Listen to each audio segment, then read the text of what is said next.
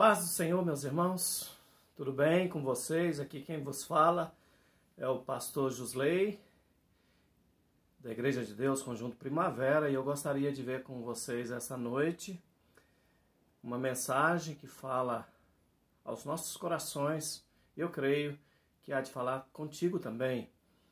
O texto que nós vamos fazer uma breve meditação se encontra no livro do evangelista Lucas, capítulo 15, versículos de 25 a 32, que diz assim: Ora, o filho mais velho estava no campo.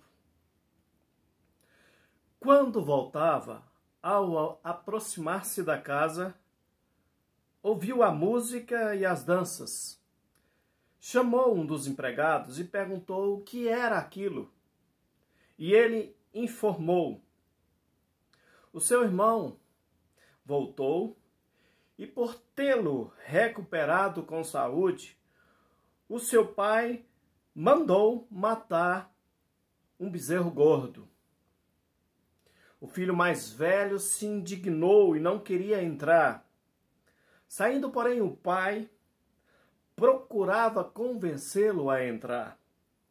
Mas ele respondeu ao seu pai: Faz tantos anos que sirvo o Senhor e nunca transgredi sequer o mandamento.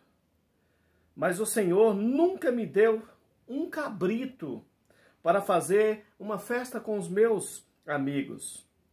Mas quando veio este seu filho, que sumiu com os bens do Senhor, gastando tudo com prostitutas, o Senhor mandou matar o bezerro gordo para ele.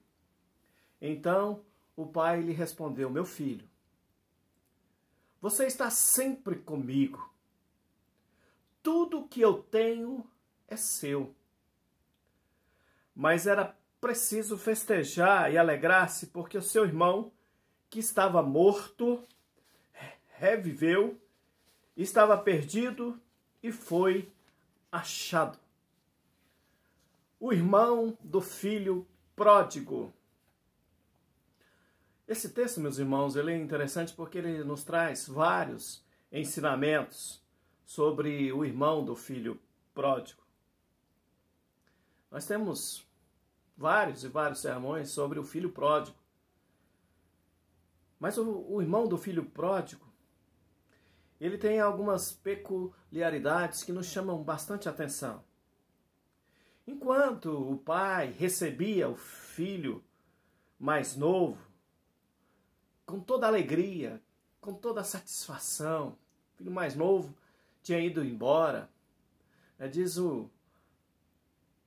as histórias que o filho mais novo, quando ele pedia a herança do pai, quando ele estava vivo, é como se ele estivesse matando o próprio pai. Isso fez o filho mais novo e foi-se embora para uma terra distante, mas se arrependeu e se lembrou do seu pai e retornou. E diz o texto, enquanto o pai recebia de volta o filho mais novo, o filho mais velho se encontrava no campo. Nessa parábola, o filho mais velho é a chave da história. Apesar de ser a pessoa menos lembrada ou a pessoa esquecida, ele representa os escribas e fariseus, os líderes religiosos. Já o filho pródigo simboliza os publicanos e pecadores, os desprezados, os marginalizados. O filho mais velho, ele possuía um espírito crítico, desonroso, ele era orgulhoso, relutante em perdoar. A propriedade do pai, por direito, lhe pertencia, pois o filho mais novo havia esbanjado a sua herança. Já o pai, ele administrava e ficava com os lucros enquanto vivo. O filho mais velho não quer que o mais novo volte para casa, temendo de alguma forma pela herança que por direito já era sua. O filho mais velho possui um desejo secreto, o sonho de dar uma grande festa para os seus amigos. Sabe, meus irmãos, ele sente raiva do irmão por ter voltado. Ele sente raiva do pai por perdoar o filho mais novo. Ele não participa da alegria e da confraternização dos que são perdoados. Ao querer ficar fora da sua casa, significava um ato de humilhação, tanto para o pai quanto para o filho mais novo. Aleluias! E nós tiramos algumas verdades desse texto com o filho mais velho. O filho mais velho, ele podia falar diretamente com o pai, não precisava usar intermediários. Havia uma grande diferença entre o modo como o filho mais velho se via e o modo como ele de fato era. O filho mais velho sabia trabalhar, mas não sabia amar. E aqui eu chamo a atenção de você, meu irmão, que está me ouvindo. Quantas pessoas sabem trabalhar nas nossas igrejas, mas não sabem amar as pessoas como Jesus nos ensinou? O bom pai, ele foi paciente e ele buscou dialogar com o filho intolerante e arrogante. O filho mais velho não participou da festa porque não foi capaz de participar da alegria dos outros. Seus desafios eram muitos. Acompanhe comigo. Assim como os deles também, do filho mais velho, o irmão do filho pródigo, os nossos desafios também são muitos. Não quer dizer que nós somos melhores do que o irmão do filho pródigo, não. Nós temos muitos desafios, temos muitas coisas a serem consertadas. Precisamos, meus irmãos, procurar dialogar sempre com a pessoa com quem precisamos nos entender. Muitas vezes a gente não é capaz de fazer isso. A gente não é capaz de buscar um diálogo com a pessoa, ou que foi ofendido, ou a qual nós ofendemos.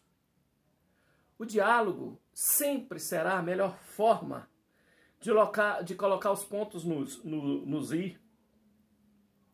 Uma coisa que precisamos entender é que nós não podemos olhar não apenas ou somente para as nossas virtudes, mas precisamos enxergar também as nossas limitações. Quantos de nós temos? Nós somos limitados. Não podemos ficar no passado, olhando as falhas que o próximo cometeu. Quantas pessoas estão presas a seus passados, olhando somente as falhas que o outro cometeu contra ela. E aí ela perde a bênção, ela amarra a si e amarra a outra pessoa, o ódio cresce dentro de si. Crescer não apenas no trabalho, mas também como ser humano. Nós precisamos ser pacientes para aceitar aqueles que não agem exatamente como nós queremos. Aleluias! Como eu posso, então, aplicar esse texto à minha vida ou à nossa vida? Quantas vezes Deus tem agido comigo como age o pai dessa parábola? Você já parou para pensar? Como esse pai, ele é bondoso, ele é amoroso, ele se compadece do filho que foi embora, ele se compadece do filho que o matou, mesmo a ele ainda estando vivo, lhe pediu os bens, foi embora para uma terra. Esse pai, ele é capaz de conversar com um filho intolerante. Uma pergunta que nós devemos fazer é se eu tenho sido capaz de me alegrar com a alegria dos outros. Será que eu tenho capacidade de me alegrar com aqueles que se alegram? Eu tenho prazer e gozo em ver o arrependido voltando aos braços do Pai. Isso me alegra, meus irmãos. Você se alegra com isso? Porque o irmão do filho pródigo não se alegrou. Ele achou ruim. E quantos de nós achamos ruim quando um criminoso volta para os braços do Senhor? Quando alguém que fez alguma coisa errada volta para os braços do Senhor? Algumas pessoas não se alegram, meus irmãos. É triste falar isso, mas é verdade. Mas eu queria que você entendesse, saiba de uma coisa. Que Deus, assim como o pai do filho pródigo aqui, ele aceita o pecador arrependido e se alegra sempre com a sua volta.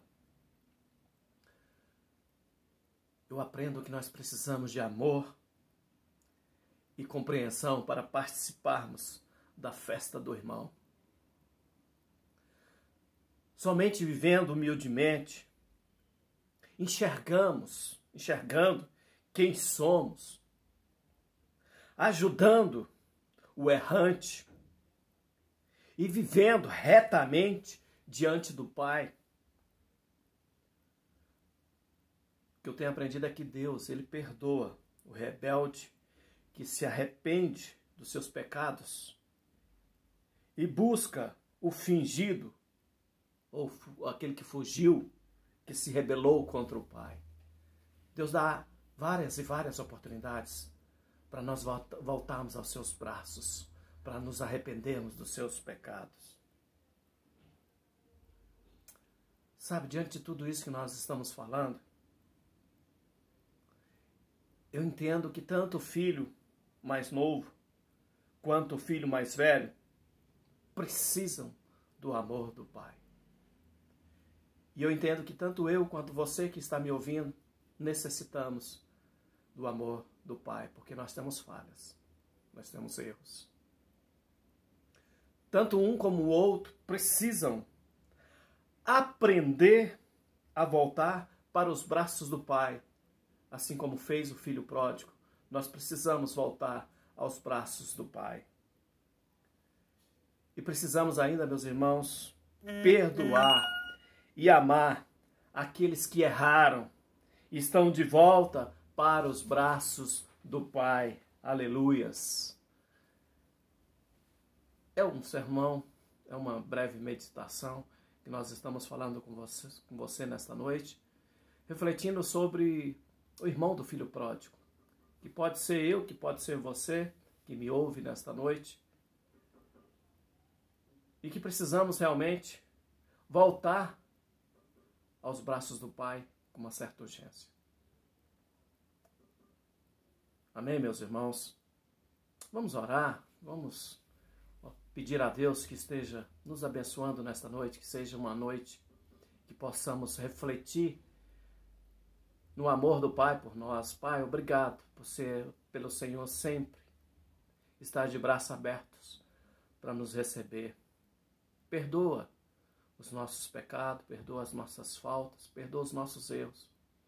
Porque assim como o filho ou o irmão do filho pródigo, nós temos muitas coisas ainda a melhorar, muitas coisas a consertar.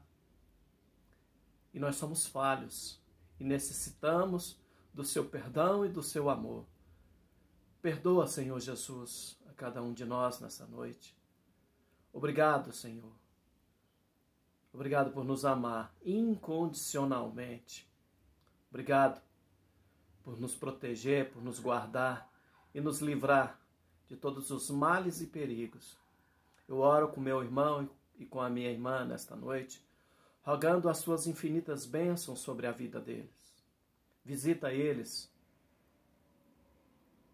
nas suas casas agora em reclusão, onde eles se encontram muitas às vezes sozinhos, muitas às vezes sentindo solidão, mas eu sei que o Senhor, que tudo pode preencher o vazio dos seus corações e alegrar com teu espírito a vida deles.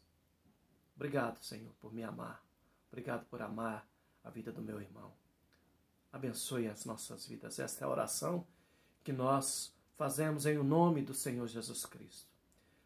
Que a graça do Senhor Jesus, o amor de Deus, a comunhão e as consolações do Espírito Santo seja com todo o povo de Deus, desde agora e sempre.